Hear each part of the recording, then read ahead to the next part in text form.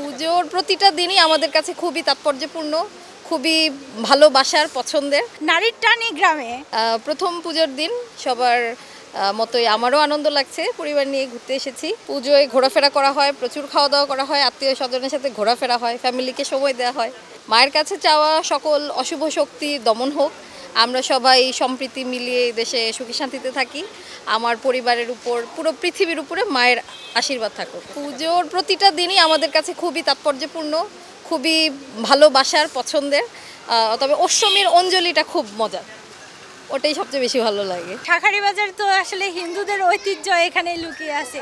আমরা দুর্গাপূজা দেখতে এসেছি, কেনাকাটা করার জন্য আমরা সবসময় এখান থেকেই শাখা, সিঁদুর, টিপ এগুলো সব কিছু আমরা এখান থেকেই কিনি। পূজায় নাড়ু মুয়া এসব খাওয়া হয়, প্রতিমা দর্শন করা হয়, বিভিন্ন মণ্ডপে ঘোরা হয়, গ্রামেও যাওয়া হয়। মানে আমরা মূলত ষষ্ঠীর দিনটা ঢাকায় থাকি, ঢাকায় সমস্ত পুজো দেখে তারপর সপ্তমীতে সকালবেলায় দেশের বাড়ি যাই। আসলে গ্রামের মজা তো গ্রামে, মানে আমাদের নারীর টানই গ্রামে।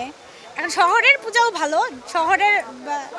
শহরের প্রতিমাগুলো একরকম হয়, গ্রামের প্রতিমাগুলো আরেক রকম হয়। দুইটা আসলে মানে দুই রকম। একটু ঘুরতে আসছি, যেহেতু প্রথম দিন ভিড় কম হবে, এই জন্য একটু ঘুরতেই আসছি।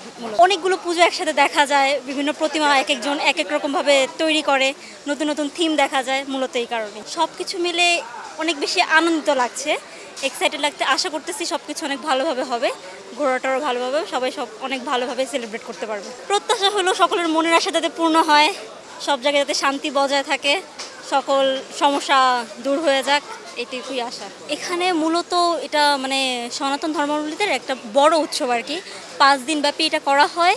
এটা হলো মানে ষষ্ঠী থেকে বোধন শুরু হয়, দশমীতে আর কি ডোবানোর মাধ্যমে, বিসর্জনের মাধ্যমে এটা শেষ করা হয়। তো এক এক দিন এক একটা পুজো হয় আর কি। বোধনের দিন বোধন পুজো, সপ্তমীতে সপ্তমী পুজো, অষ্টমী আর নবমীর সন্ধি পুজো আছে একটা, যেটা অষ্টমী আর নবমীর সন্ধিক্ষণে হয়। আর নবমীর পরপরই দশমী পূজাটা হয়ে যায় দর্পণ বিসর্জনের মাধ্যমে। তো ওইখানে মূলত মানে পুজোটা শেষ হয়ে যায়, পরদিন শুধুমাত্র আনুষ্ঠানিকতার জন্য ভাসানো হয় আর কি, ডোবানো দেওয়া যেটাকে বলে।